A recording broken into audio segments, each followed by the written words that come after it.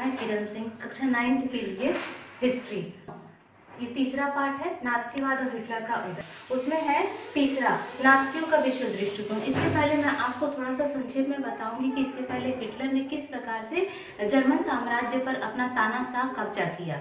उसके बाद उन्होंने किस तरह से अपनी अर्थव्यवस्था को सुधारा, फिर पोलैंड पर किस प्रकार से आक्रमण करके उसके रूस और पोलैंड के कुछ भागों को अपने कब्जे में लिया। इसके पहले की वीडियो में मैंने आपको ये सब बताया है। अब हम लोग देखेंगे नात्सियों का विश्व दृष्टिकोण। नात्सी विचारधारा हिटलर के विश्व दृष्टिकोण का पर्यायवाची थी। इस विश्व दृष्टिकोण में सभी समाजों को बराबरी का हक नहीं था। इसके पहले भी हम लोग देख चुके हैं कि वो यहूदियों को किसी भी प्रकार का बराबरी का हक नहीं देना चाहता था। यहूदियों के अलावा भी ऐसी कई जातियां थी जो उन्हें बराबरी का हक देने के लिए तैयार नहीं था। उसमें थे ब्लांड। ये देखिए, ब्लांड एक शब्द है, यानी इसमें होता है नीली आंखों वाले और सुनहरे बाल वाले। इसका अर्थ ये होता है, यानी एक प्रकार की जाति उसके अंतर्गत ले ली गई थी। ब्लांड के अंतर्गत नीली आंखों वाली एक नार्डिक जर्मन आर्य। ये देखिए, ये जो जर्मन आर्य थे, इन्हें आर्य सबसे ऊपरी, यानी इन्हें हिटलर सबसे ज्यादा महत्वपूर्ण मानता था और यहूदियों को सबसे कमतर मानता था। आर्य सबसे ऊपरी और यहूदी सबसे नीचे थे। यहूदियों को नस्ल विरोधी मानते थे, यानी आर्यों के कट्टर शत्रु, यानी यहूदियों को आर्यों का कट्टर शत्रु माना जाता था। इसकी वजह से उसने यहूदियों पर तरह तरह के अत्याचार करके उन्हें मार भी दिया था। बाकी तमाम समाजों को उनके बाहरी रंग रूप के हिसाब से जर्मन आर्यों और यहूदियों के बीच रखा गया था। जैसे यहाँ पे बताया गया ना, ब्लांड एक सुनहरे बालों वाली और नीली आंखों वाली, ठीक उसी प्रकार से और भी कई जातियां बनी थी जो मैं आपको नीचे बताऊंगी। हिटलर की नस्ली सोच चार्ल्स डार्विन और हर्बर्ट स्पेंसर जैसे विचारकों के सिद्धांतों पर आधारित था। अब आपको मैं इन दोनों के, चार्ल्स डार्विन और हर्बर्ट स्पेंसर के विचारधाराओं को यहाँ पर बताऊंगी। यहाँ पे चार्ल्स डार्विन का देखते हैं, प्रकृति विज्ञानी थे। विकास और प्राकृतिक चयन की अवधारणा के जरिए पौधों और पशुओं की उत्पत्ति की व्याख्या का प्रयास किया है। डार्विन ने चयन के सिद्धांत को एक विशुद्ध प्राकृतिक प्रक्रिया कहा है और उसमें इंसानी हस्तक्षेप की वकालत कभी नहीं की है। अब हर्बर्ट स्पेंसर देखते हैं अतिजीविता का सिद्धांत, यानी सर्वाइवल ऑफ द फिटेस्ट। जो सबसे योग्य है वही जिंदा बचेगा। इसी विचारधारा को मानते हुए हिटलर ने जर्मन यानी नार्डिक जर्मन को सबसे योग्य माना और यहूदियों को सबसे कमतर माना, और इसके फलस्वरूप जर्मन में सिर्फ आर्य जाति के लोग रहे, उच्चतर कुल के लोग रहे। इस वजह से उसने यहूदियों को मार दिया था।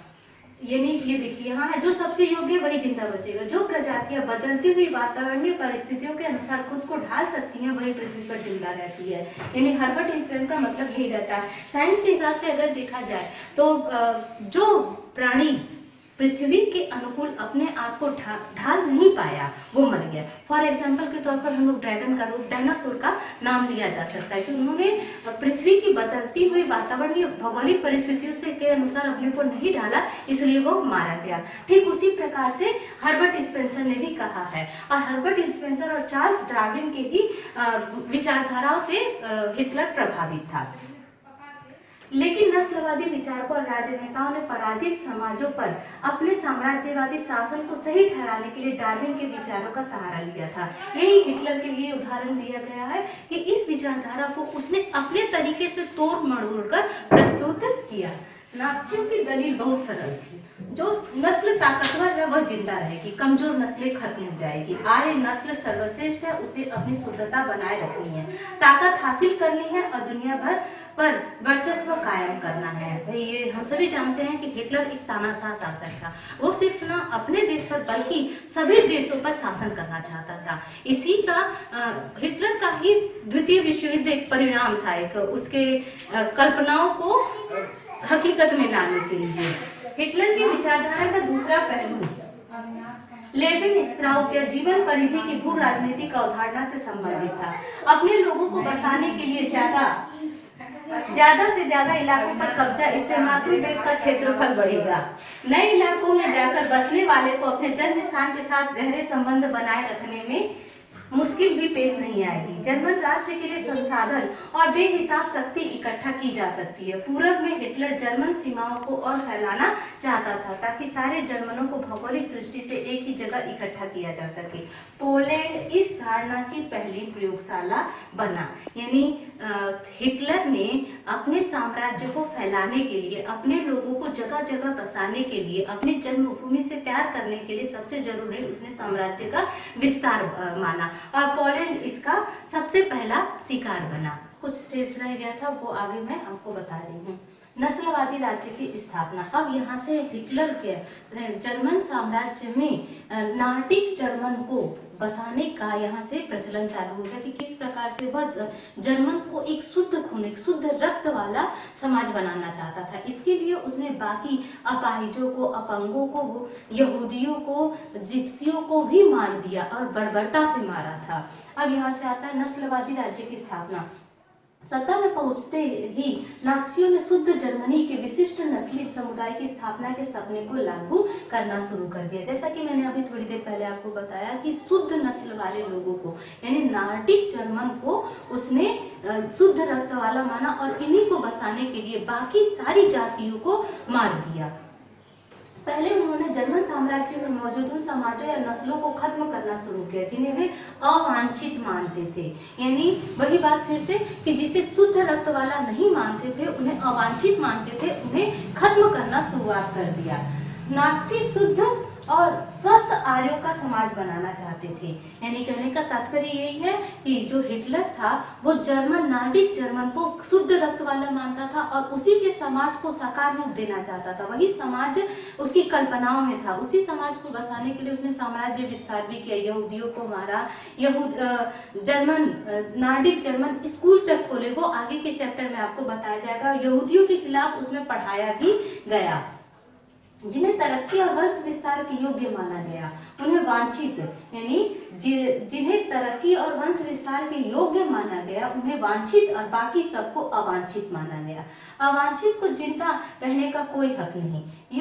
यूथेनेसिया, दया मृत्यु, यानी दया मृत्यु के तहत असंख्य जर्मनों को मौत के घाट उतार दिया गया। केवल यहूदी ही नहीं जिन्हें अवांछितों की श्रेणी में रखा गया। सिर्फ ऐसी जाति ही केवल मतलब सिर्फ यहूदी ही नहीं थे, इनके अलावा भी कई ऐसी जातियां थी जिन्हें मतलब कमतर श्रेणियों में रखा। जर्मन नार्डिक जर्मन से कमतर माना गया और उनके साथ भी बर्बरता पूर्वक व्यवहार किया गया। यानी उनको भी एक बार मार दिया गया शुद्ध रक्त बनाने वाला का, जिसमें थे जिप्सियों का। जिप्सी के नाम से श्रेणीबद्ध किए गए समूहों को अपनी सामुदायिक पहचान थी। सिंती और रोमा ऐसे ही दो समुदाय हैं। इसका एक शब्दावली भी आता है तो देख लीजिएगा आप लोग। जिप्सियों और अश्वेतों की नागरिकता छीन ली गई और बाद में मार दिया गया। सबसे पहले जिप्सियों को उनकी नागरिकता, जिप्सियों और अश्वेतों की नागरिकता, यानी जर्मन में रहने वाले अश्वेतों और जिप्सियों की नागरिकता छीन ली गई और उन्हें फिर मार दिया गया। दूसरा था रूसी और पोलिश मूल के लोगों को भी मनुष्य से कमतर माना गया। पोलैंड और रूस के कुछ हिस्सों पर कब्जा। शुरुआत में जब द्वितीय विश्व युद्ध का प्रारंभ हुआ था तो हिटलर ने पोलैंड और रूस के कुछ हिस्सों पर कब्जा जमा लिया था। कब्जा जमाने के कारण जहां उसने कब्जा जमाया था वहां पर जिस मनुष्यों को उसने पकड़ा था उन्हें गुलाम से भी बदतर जिंदगी दिया।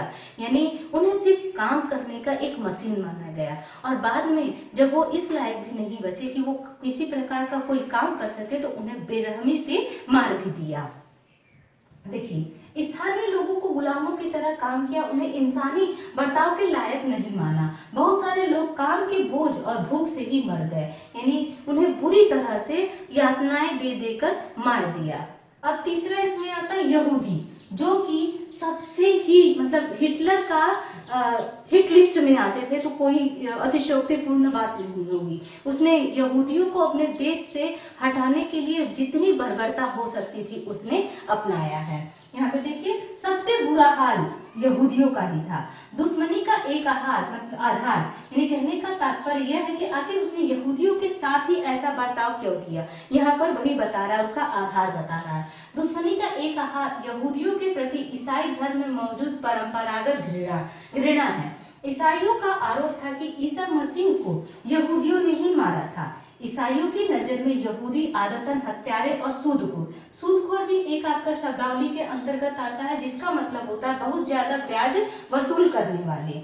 हाँ, तो यहाँ पे देखिए ईसाइयों की नजर में यहूदी आदतन हत्यारे और सूदखोर है। मध्यकाल तक यहूदियों को जमीन का मालिक बनने की मनाही थी। वे बाकी समाज से अलग बस्तियों में रहते थे, जिन्हें घेटो, ये भी एक शब्दावली शब्द है, शब्दावली में आता है किसी समुदाय को औरों से अलग थलग रखना, यानी किसी एक ऐसे जाति विशेष के लोगों को समाज से अलग काट कर रखना। घेटो बस्तियां होती थी, उसमें वो रखे जाते थे या दड़वा कहा जाता था। ईसाइयों के द्वारा बार बार इनका सफाया किया गया। अभी सिर्फ हम हिटलर के बारे में नहीं बता रहे हैं कि यहूदियों का ईसाइयों के प्रति जो दृष्टिकोण था वो भी बताया है। ईसाइयों ने उन्हें मतलब बुरी तरह से करके उन पर दबाव डालकर धर्म परिवर्तन करके उन्हें अपने लिए मिला लिया। थोड़ा सा यहाँ पर देखेंगे, ईसाइयों के द्वारा बार बार इनका सफाया किया, संगठित हिंसा करना और बस्तियों से इन्हें खदेड़ देना, यानी मिलकर उनको हिंसा करते थे और बस्तियों से उन्हें खदेड़ दिया जाता था। ईसाई ने इन्हें बचने का रास्ता दिया था। ईसाइयों ने उन्हें मतलब यहूदियों को एक बचने का रास्ता दिया था, यानी धर्म परिवर्तन करके वो अगर यदि ईसाई बन जाते हैं तो यहूदियों को किसी भी प्रकार के बर्बरता का निशान नहीं माना जाता, नहीं किया जाता था उनके साथ। लेकिन हिटलर ने ये ऑप्शन भी उनके सामने नहीं रखा। उसने नार्डिक जर्मन यानी शुद्ध रक्त वालों के लिए उन्हें बुरी तरह से उन्हें मार दिया था। यहाँ पर देखिए, परंतु हिटलर ने इस धर्मांतरण को भी नहीं माना, यानी जो यहूदियों ने धर्मांतरण करके ईसाई धर्म अपना लिया था, उसने उनको भी खोजकर मार दिया। उसकी दृष्टि से सिर्फ एक ही हल है, यानी यहूदियों को पूरी तरह खत्म कर देना, यानी शुद्ध रक्त वालों के समाज बनाने के लिए आवश्यक है कि इन यहूदियों को, जिप्सियों को, रूसी को पूरी तरह से समाप्त कर देना ही जर्मन समाज के लिए, हिटलर के लिए, वहां के लोगों के लिए, यानी नार्डिक जर्मन लोगों के लिए बहुत जरूरी है। शुद्ध रक्त समाज बनाने के लिए ये चीज बहुत जरूरी है। 1933 से 1938 तक नाज़ियों ने यहूदियों का तरह तरह आतंकित किया, उन्हें दरिद्र कर आजीविका के साधनों से हीन कर दिया, यानी उनके रोजमर्रा की जरूरतों को भी खत्म करने की कोशिश किया गया। से समाज से अलग थलग कर दिया, यहूदी देश छोड़कर जाने लगे। 1939-45 के दूसरे दौर में यहूदियों को कुछ खास इलाकों में इकट्ठा करने और अंततः पोलैंड में बनाए गए गैस चैम्बरों में ले जाकर मार देने की रणनीति अपनाई गई। और उसने ये रणनीति अपनाई ही नहीं बल्कि इसे अमल में भी लाया और लाखों लोगों को उसने इस रणनीति के तहत मार भी दिया। इसके अगले में आपका विवरण मैं प्रस्तुत करूंगी। अब इस पैराग्राफ का यानी पार्ट, इसके कुछ पहले अंश जो दिया था और इसके बाद का दोनों वीडियो को एक साथ देखने पर इसके ये सवालों के जवाब मिल जाएंगे। हिटलर किन किन जातियों को जर्मन आर्य से कमतर समझता था, तो यहाँ पे नाम दिया गया है, आप लिख लीजिएगा। चार्ल्स हर्बर्ट स्पेंसर के विचारधाराओं को स्पष्ट कीजिए। हिटलर का दूसरा पहलू लेविन स्ट्राउस को स्पष्ट कीजिए। यहाँ पर दिया है लेविन स्ट्राउस, वो आप पूरी तरह से स्पष्ट कर दीजिएगा। हिटलर का व्यवहार बाकी समुदायों के साथ कैसा था स्पष्ट कीजिए, यानी जिप्सियों के साथ, रूसी समाज के साथ और यहूदियों के प्रति उसका व्यवहार किस प्रकार के था। मैंने यहाँ पर 3 पॉइंट के माध्यम से समझाया है, उसी को लिख लीजिएगा। और ये शब्दावली है जो मैं आपको बीच बीच में बताती चली हूँ, तो उसको 2 या 3 लाइन में लिख लीजिएगा। ब्लांड, जिप्सी, सूदखोर और घेटो। बताया है कि किस प्रकार से हिटलर का यहूदियों के प्रति या हिटलर का साम्राज्य विस्तार उसने किस प्रकार से किया, ये सब मैंने आपको पार्ट 9 तक बताया था। अब पार्ट 10वें में मैं आपको बता रही हूँ नस्ली कल्पना लोग यूटोपिया। युद्ध के साय में नाज़ी अपने कातिलाना नस्लवादी कल्पना लोग के आदर्श विश्व के निर्माण में लग गए। यानी युद्ध, जब द्वितीय विश्व युद्ध शुरुआत हुई, जर्मनी के द्वारा ये शुरुआत की गई, तो अब अपने साम्राज्य को बढ़ाने के लिए नार्डिक जर्मन को पूरी तरह से सारे यूरोप में फैलाने के लिए अपनी कल्पना को, अपने विचारों को यथार्थ में लाने के लिए उन्होंने तरह तरह के विश्व के निर्माण में, यानी इस प्रकार के उस निर्माण में वे सब लग गए। जनसंहार और युद्ध एक ही सिक्के के दो पहलू बन गए, यानी भाई जहाँ युद्ध है वहाँ हर प्रकार की क्षति होनी है, इस बात से हम अनदेखा नहीं कर सकते हैं, चाहे वो आर्थिक हो, राजनीतिक हो, धार्मिक हो, हर एक प्रकार से व्यक्ति का, समाज का, पूरे संपूर्ण विश्व का हानि होता है। पराजित पोलैंड को पूरी तरह तहस नहस कर दिया गया। उत्तर पश्चिमी पोलैंड का ज्यादातर हिस्सा जर्मनी में मिला लिया गया। अब यहाँ से जर्मनी की जो शुरुआत, साम्राज्य विस्तार का जो शुरुआत होता है वो चालू हो गया। पोलैंड के लोगों को अपने घर और माल अस्बाब छोड़कर भागने के लिए मजबूर किया गया ताकि जर्मनी के कब्जे वाले यूरोप में रहने वाले जर्मनों को वहां लाकर बसाया जा सके। मैंने इसके पहले भी आपको बताया था कि वो शुद्ध रक्त वालों को जगह जगह स्थापित करना चाहते थे ताकि समाज में और बाकी देशों में उसका वर्चस्व कायम हो सके, जर्मनों को वहां लाकर बसाया जा सके। इसके बाद पोलैंड वासियों को मवेशियों की तरह खदेड़कर जनरल गवर्नमेंट नामक दूसरे हिस्से में पहुंचा दिया गया। जर्मन साम्राज्य में मौजूद तमाम अवांछित तत्वों को जनरल गवर्नमेंट नामक इसी इलाके में लाकर रखा जाता था। यानी अवांछित तत्व, यानी अवांछित तत्व पोलैंड के लिए नहीं, हिटलर के लिए जो अवांछित तत्व था, इसके पहले की वीडियो में मैंने आपको अवांछित लोगों के बारे में बताया था, यही हिटलर के लिए जो अवांछित तत्व थे उन्हें इसी विभाग में लाकर, यानी इसी जनरल गवर्नमेंट नामक इसी इलाके में लाकर रखा गया, यानी पोलैंड में। पोलैंड के बुद्धिजीवियों को बड़े पैमाने पर मौत के घाट उतारा गया, यानी जो भी बुद्धिजीवी वर्ग था उन्हें समाप्त करके उस पे किसी भी प्रकार का, हिटलर का किसी अन्य का दबाव न आए, इसलिए उन लोगों ने बुद्धिजीवियों को, वहां के बुद्धिजीवियों को पूरी तरह मौत के घाट उतार दिया।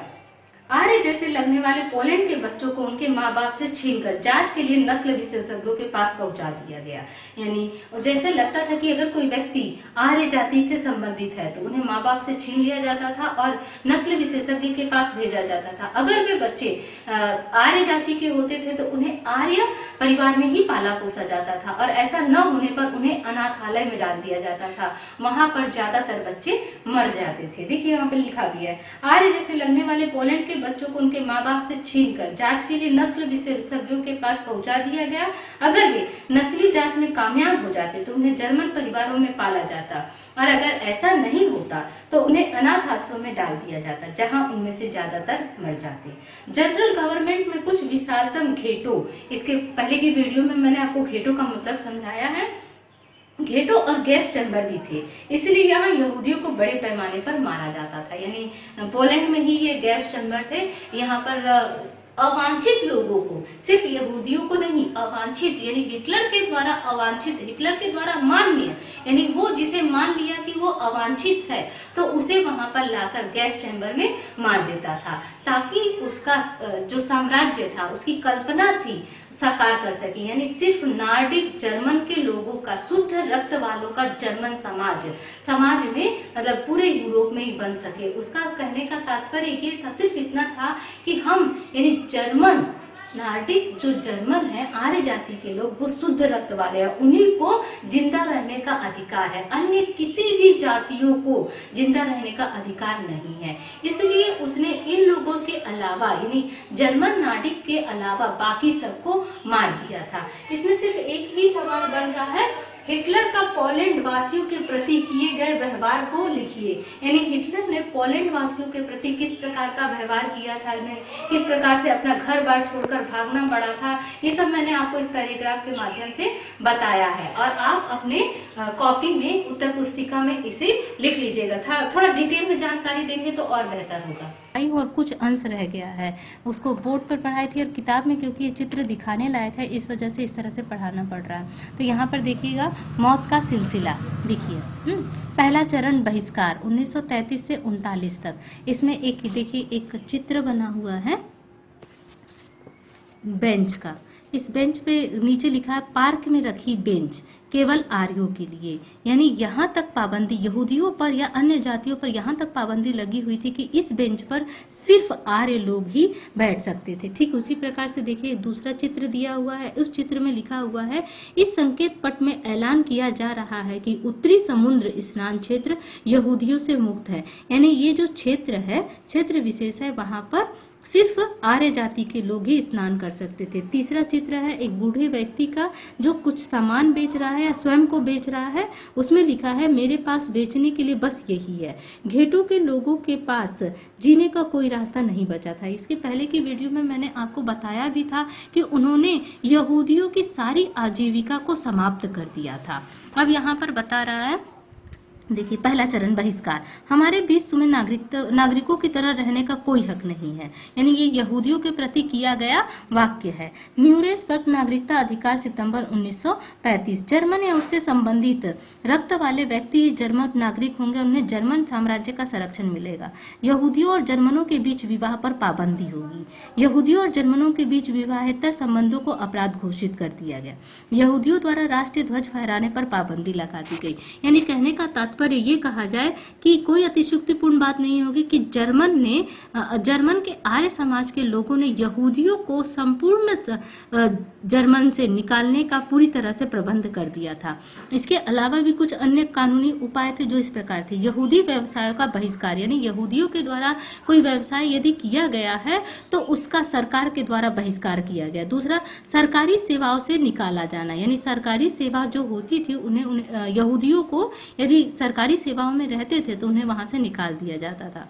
तीसरा, यहूदियों को यूरोप की जब्ती और बिक्री, यहूदियों की संपत्ति की जब्ती और बिक्री, यानी यहूदियों के पास जितनी भी संपत्ति थी उन्हें ले लिया जाता था और उसे आर्य लोगों के पास बेच दिया जाता था या उनकी संपत्तियों को बेच दिया जाता था। यानी कहने का तात्पर्य ये है, इसके पहले भी मैंने बताया था कि हिटलर ने उनकी आजीविका तक को समाप्त कर दिया था, तो संपत्ति उनके पास कहाँ से रहने देता। इसके अलावा नवंबर 1938 के एक जनसंहार में यहूदियों की संपत्तियों को तहस नहस किया गया, लूटा गया, उनके घरों पर हमले हुए, यहूदी प्रार्थना घर जला दिए गए और उन्हें गिरफ्तार किया गया। इस घटना को नाइट ऑफ ब्रोकन ग्लास के नाम से जाना जाता है, नाम से याद किया जाता है। यानी इस घटना को लिख लीजिएगा, ये सवाल एक हो जाएगा कि नाइट ऑफ ब्रोकन ग्लास क्या है। अब दूसरा चरण दड़बाबंदी, तुम्हें हमारे बीच रहने का कोई हक नहीं, ये यहाँ पर बताया गया है। सितंबर 1941 में सभी यहूदियों को हुक्म दिया गया कि वह डेविड का पीला सितारा अपनी छाती पर लगाकर रखेंगे। उनके पासपोर्ट, कानूनी दस्तावेजों और घरों के बाहर भी पहचान चिन्ह छाप दिया गया। जर्मनी में उन्हें यहूदी मकानों में और पूर्वी क्षेत्र के लोदज एवं वार्सो जैसे घेटो बस्तियों में कष्टपूर्ण और दरिद्रता की स्थिति में रखा जाता था। ये बेहद पिछड़े और निर्धन इलाके थे। घेटों में दाखिल होने से पहले यहूदियों को अपनी सारी संपत्ति छोड़ देने के लिए मजबूर किया गया। कुछ ही समय में घेटो बस्तियों में वंचना, भूखमरी, गंदगी और बीमारियों का साम्राज्य व्याप्त हो गया। भाई जब एक संख्या बहुत ज़्यादा, जब पूरी तरह से तहस नहस होता है कोई जाति विशेष, तो वहाँ पर इस प्रकार का भूखमरी व्याप्त होना वाजिब सी बात है। अब यहाँ पर बताया है तीसरा चरण, ये पहला चरण था, ये दूसरा चरण है और ये तीसरा चरण है। सर्वनाश, 1941 के बाद तुम्हें जीने का अधिकार नहीं, ये दो आपको बताया गया है, ये तीसरा यहाँ पर दिया गया है। भागने की कोशिश में मौत, यातना गृह के चारों तरफ लगी तारों में करंट दौड़ता रहता था। यहाँ पे देखिए एक व्यक्ति वहां से यहूदी ही होगा, भाग रहा था तो उस करंट लगने से उसकी वहां पर मौत हो गई है। गैस चैम्बर के बाहर कपड़ों के ढेर, यानी जहां पर यहूदियों को मारा जाता था वहां पर उन्हें पहले पूरी तरह से निर्वस्त्र करके उन्हें ले जाकर गैस चैम्बर में मार दिया जाता था। ठीक उसी प्रकार से देखिए यहाँ पर एक यातना गृह दिखाया गया है, दूसरा एक यातना गृह। कैमरा मौत के मैदानों को भी खूबसूरत बना सकता है, काल्पनिक विचार है। अब देखिए अंतिम समाधान से पहले कैदियों से छीने गए जूते, ये देखिए कितनी बड़ी संख्या में था जूता, यानी उन्हें किस प्रकार से यातना देकर उनके कपड़े निर्वस्त्र करके उनके जूते तक के निकाल कर, देखिए कितनी बड़ी संख्या में जूते हैं। यानी हम सोच सकते हैं कि उनके साथ कितने बर्बरतापूर्वक व्यवहार किया गया होगा। समूचे यूरोप की यहूदी मकानों, यातना गृह और घेटो बस्तियों में रहने वाले यहूदियों को मालगाड़ियों में भर भर कर मौत के कारखानों में लाया जाने लगा। पोलैंड तथा अन्य पूर्वी इलाकों में मुख्य रूप से बेल्जेक, ऑस्विट्स, सोबीबोर, त्रेम्बलिका, चेल्मनो तथा मायदानेक में उन्हें गैस चैम्बरों में झोंक दिया गया। औद्योगिक और वैज्ञानिक तकनीकों के सहारे बहुत सारे लोगों को पलक झपकते मौत के घाट उतार दिया गया। इसमें देखिए 3 चरण बताया था। पहला था बहिष्कार, दूसरा चरण था दड़बाबंदी और तीसरा चरण था सर्वनाश 1941 के बाद। तो इस तीनों चरणों को, यानी इन तीनों चरणों को आप अपनी उत्तर पुस्तिका में लिख लीजिएगा। और ध्यान रखिएगा इस चीज़ों को कि चित्र तो खैर पॉसिबल नहीं है बना पाने, लेकिन आप इन सब चित्रों में जितना विवरण दिया गया है उसका संक्षेप में डिटेल थोड़ा अपने उत्तर पुस्तिका में लिख लीजिएगा। यानी ये पहला चरण बहिष्कार जो है, मौत का सिलसिला, इस तरह से क्वेश्चन बना दीजिएगा, मौत के सिलसिले को तीनों चरणों को स्पष्ट कीजिए, तो और आसान हो जाएगा आपको ये करना। धन्यवाद।